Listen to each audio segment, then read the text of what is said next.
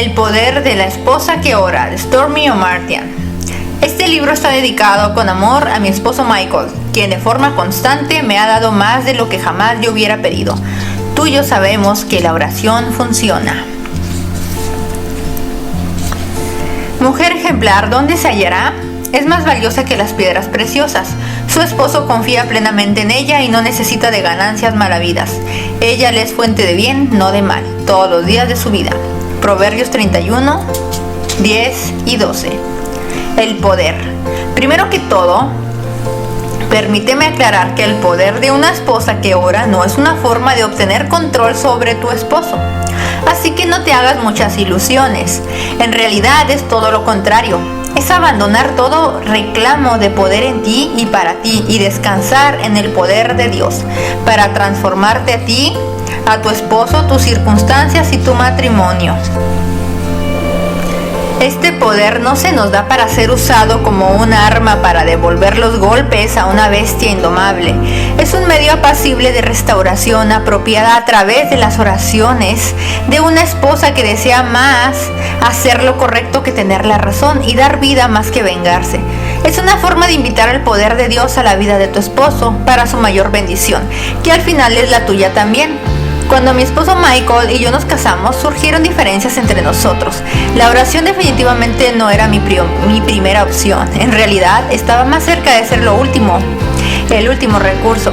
Yo traté otros métodos primero, tales como discutir, rogar, no hacer caso, evadir, enfrentar, discutir y por supuesto el tan conocido tratamiento de silencio. Todo con mucho menos que resultados satisfactorios. Me tomó algún tiempo darme cuenta que al orar primero, estos métodos de operación no placenteros podían evitarse. Para cuando leas este libro, Michael y yo tendremos más de un cuarto de siglo de casados.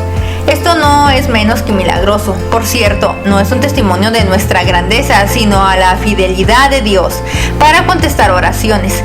Confieso que después de todos estos años, todavía estoy aprendiendo y no es algo que sucede con facilidad. A pesar de que no tengo mucha práctica de estar haciéndolo tan bien como cuando lo hacía mal, puedo decirles sin reserva que las oraciones trabajan. En realidad, yo no aprendí cómo orar por mi esposo hasta que comencé a orar por mis hijos. A medida que obtuve respuestas profundas a la oración por ellos, decidí tratar de ser más específica y ferviente en la oración por él. Pero me di cuenta de que orar por los hijos es mucho más fácil. Desde el primer momento en que ponemos nuestros ojos en ellos, deseamos lo mejor para sus vidas, sin condiciones, de todo corazón, sin dudas. Pero con un esposo a menudo no es tan simple. En especial para alguien que ha estado casada por algún tiempo. Un esposo puede herir tus sentimientos, ser desconsiderado, despreocupado, abusivo, irritante o negligente. Él puede decir o hacer cosas que traspasan tu corazón como una astilla, y cada vez que comienzas a orar por él encuentras la astilla enconada. Es obvio que no puedes orar de la forma en que Dios desea que lo hagas hasta que te deshaces de ella. Orar por tu esposo no es igual que orar por tus hijos, aunque parezca similar, porque tú no eres la mamá de tu esposo. Nosotros tenemos autoridad sobre nuestros hijos, que nos son dados por el Señor, pero no tenemos autoridad sobre nuestros esposos. Sin embargo, se nos ha dado autoridad sobre todos los poderes del enemigo, Lucas 10:19, y se puede hacer mucho daño a los planes del enemigo cuando oramos. Muchas cosas difíciles que suceden en una relación matrimonial son en realidad parte del plan del enemigo, preparado para minar la relación. Pero nosotras podemos decir: no voy a permitir que nada destruya mi matrimonio. No voy a quedarme de pie y mirar a mi esposo que está preocupado, golpeado o destruido. No me voy a quedar sin hacer nada, mientras una pared invisible se levanta entre nosotros. No permitiré que la confusión, la mala comunicación, las actitudes equivocadas y las decisiones malas erosionen lo que estamos tratando de edificar juntos. No voy a tolerar que el dolor y la falta de perdón nos guíen al divorcio. Nosotras podemos tomar una postura en contra de cualquier influencia negativa en nuestras relaciones matrimoniales y saber que Dios nos ha dado autoridad en su nombre para respaldarnos. Tú tienes los medios para establecer un cerco de protección alrededor de tu matrimonio, porque Jesús dijo: les aseguro que todo lo que ustedes aten en la tierra quedará atado en el cielo, y todo lo que desaten en la tierra quedará desatado en el cielo. Mateo 18:18. Tú has autorizado en el nombre de Jesús detener el mal y permitir el bien. Tú puedes llevar ante Dios en oración cualquier cosa que controle a tu esposo. Alcoholismo, exceso de trabajo, vagancia, depresión, enfermedad, conducta abusiva, ansiedad, temor o fracaso. Y orar por él para que sea libre de eso.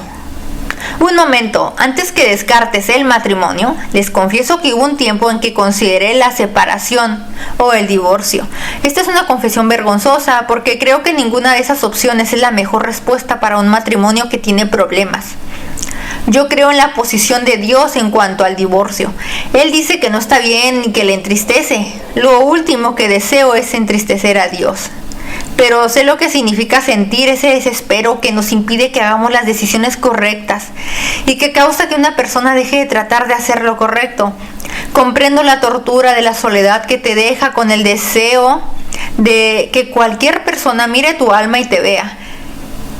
He sentido un dolor tan terrible que el temor de morir por causa del mismo me empujó a buscar el único medio previsible para sobrevivir. Escapar de la fuente de agonía. Yo sé que se siente considerar actos de desesperación porque no ves ningún futuro. He experimentado tal acumulación de emociones negativas día tras día que la separación y el divorcio parecían la única promesa de un alivio placentero. El mayor problema que encaré en nuestro matrimonio fue el temperamento de mi esposo. Los únicos que fuimos objeto de su enojo fuimos mis hijos y yo. Él usaba palabras que eran como armas que me dejaban lisiada y paralizada. No estoy diciendo que yo no tenía culpa. Al contrario, estaba segura de que tenía tanta culpa como él. Pero no sabía qué hacer. Le rogaba a Dios con frecuencia para que hiciera a mi esposo más sensible, menos colérico, más agradable, menos irritable. Pero vi pocos cambios. Dios no me estaba escuchando o favorecía al esposo en lugar de la esposa como yo sospechaba. Después de algunos años, con poco cambio, un día clamé desesperada al Señor y le dije: Dios, no puedo vivir más así. Yo sé lo que tú has dicho sobre el divorcio, pero no puedo vivir en la misma casa con él. Ayúdame, Señor. Me senté en la cama sosteniendo mi Biblia durante horas mientras luchaba con el deseo de tomar a mis hijos y marcharme.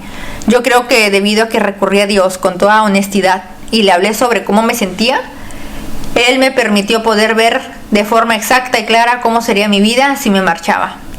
¿Dónde viviría? ¿Cómo me mantendría y cuidaría de los niños? ¿Quiénes serían mis amistades? Y lo peor de todo, ¿cómo la herencia del divorcio afectaría a mi hijo y a mi hija? Fue una imagen tan horrible y triste que no hay palabras para expresarlo. Yo sentía que iba a encontrar algún alivio, pero al precio de todo lo que era importante y querido para mí. Supe que no era el plan de Dios para nosotros.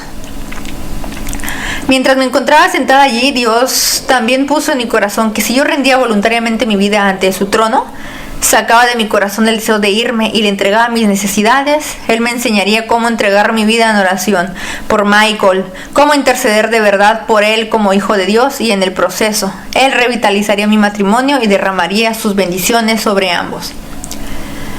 Estaríamos mejor juntos si podíamos pasar esto, que lo que hubiéramos podido estar en cualquier momento separados y solos. Él me mostró que Michael estaba atrapado en una red de su pasado que le dejaba incapacitado para ser diferente de lo que era en ese momento. Pero Dios me usaría como un instrumento de su liberación si yo se lo permitía.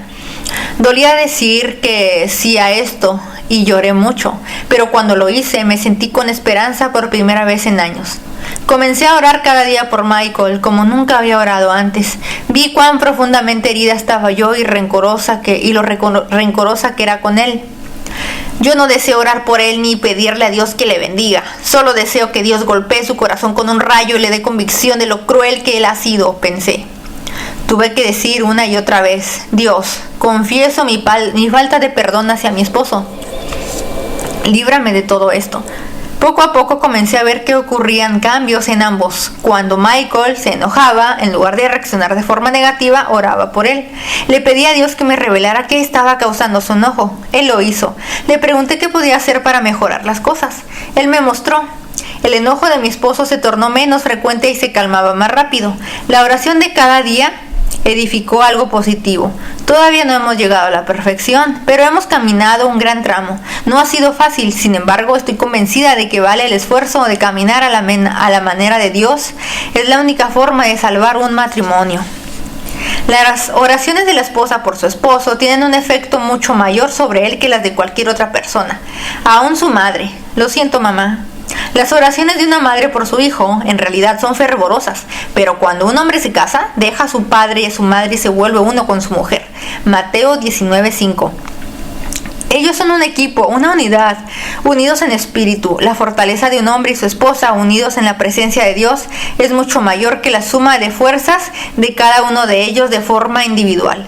Esto es porque el Espíritu Santo les une y añade poder a sus oraciones.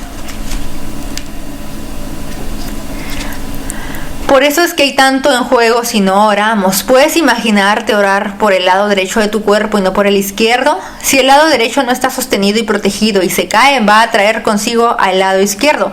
Lo mismo sucede entre tu esposo y tú. Si oras por ti y por él no, nunca encontrarás las bendiciones que deseas y el cumplimiento de ellas.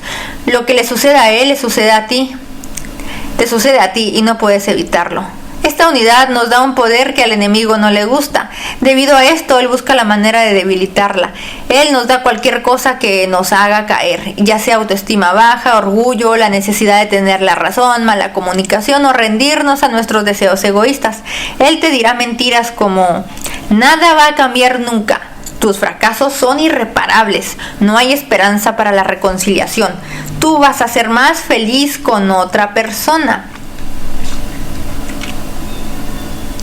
Él te va a decir lo que tú quieras creer, porque él sabe que si puede hacer que tú lo creas, no existe futuro para tu matrimonio. Si crees suficientes mentiras con el tiempo, tu corazón se endurecerá en contra de la verdad de Dios.